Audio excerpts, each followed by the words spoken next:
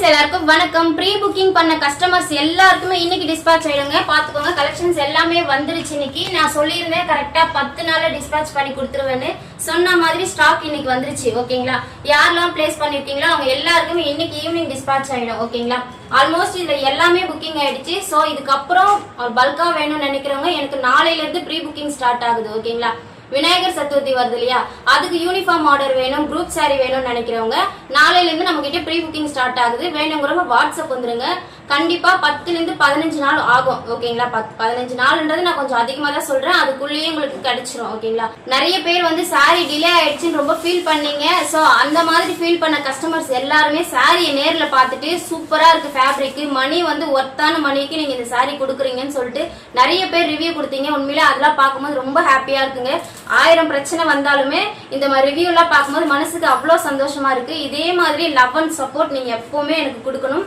thank you so மச்ங்க